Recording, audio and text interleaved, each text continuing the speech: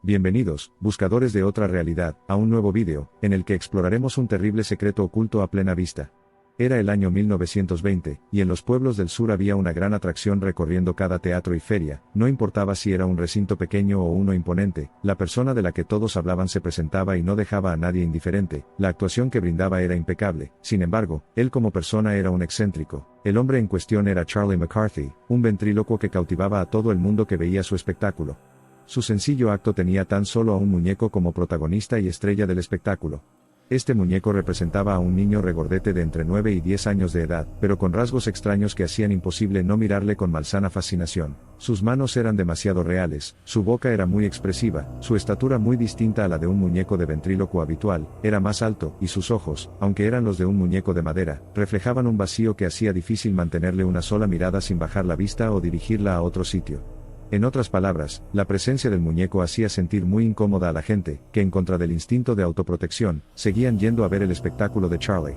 Lo que no sospechaban era el terrible origen del muñeco. Un acontecimiento trágico alteró para siempre el curso de la vida de Charlie. Perdió a su amado hijo de forma trágica y repentina.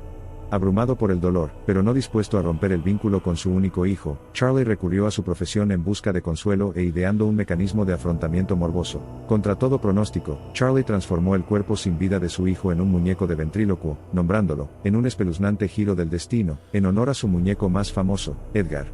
Llevaba a su hijo al escenario, actuando como si el espíritu de su hijo diera nueva vida a la figura de madera. El público estaba desconcertado, inseguro de si era repugnante o conmovedor. Observaron en silencio cómo se desarrollaba en el escenario la tragedia de un padre afligido.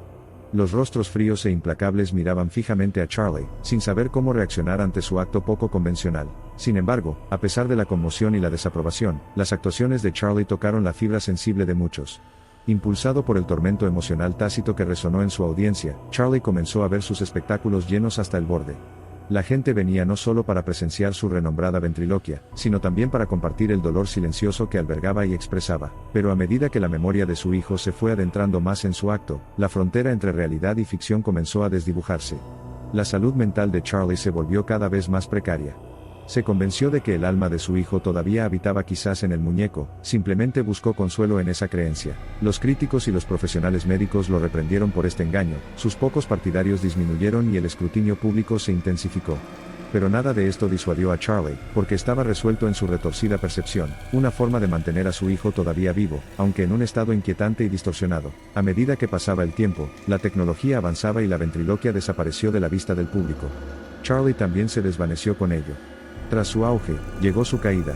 Sin embargo, el recuerdo de su sorprendente acto, y la agitación psicológica que lo llevó a estas medidas desesperadas sobrevivió, y permaneció en los anales de la historia. Nunca sabremos las motivaciones exactas detrás de las acciones de Charlie, el dolor permanente de un hombre desesperado, la búsqueda de un alma atormentada por congelar el tiempo o el anhelo de una mente atribulada por una realidad resucitada. La línea entre un engaño reconfortante y una realidad inquietante se volvió cada vez más borrosa. Una parte clave del autoengaño de Charlie fue la comunicación. McCarthy usó a Edgar para conversar con su hijo fallecido, teniendo diálogos que nacían y morían en la cabeza de Charlie. Pero el efecto a largo plazo de una práctica así es en muchos sentidos mucho más destructiva que aceptar desde un principio la propia tristeza y el duelo. La vida y las actuaciones de Charlie McCarthy y Edgar fueron, en esencia, una conmovedora súplica contra la naturaleza engañosa del dolor. El extraordinario vínculo entre un padre y su hijo marioneta, visto a través de la lente de innumerables actuaciones, fue un testimonio de las innumerables formas de afrontamiento y adaptación humana. Dada una segunda oportunidad, ¿Charlie habría tomado las mismas decisiones? Irónicamente, nunca lo sabremos. Pero su historia sigue siendo un reflejo inquietante de las decisiones que tomamos en el dolor. Un retrato de un padre inconsolable, elaborando una realidad con la que podía vivir, pegando con cinta adhesiva la herida abierta de su corazón con la risa del público ante un objeto inanimado, el títere de su hijo. Pero hay un giro en esta historia.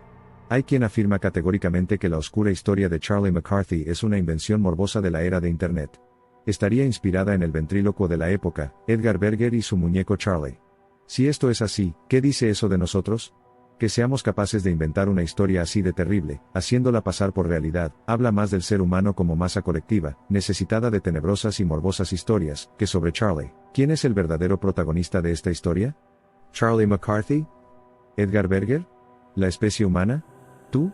Te invitamos a reflexionar sobre ello, y a que hagas tu propia investigación si el tema te parece interesante.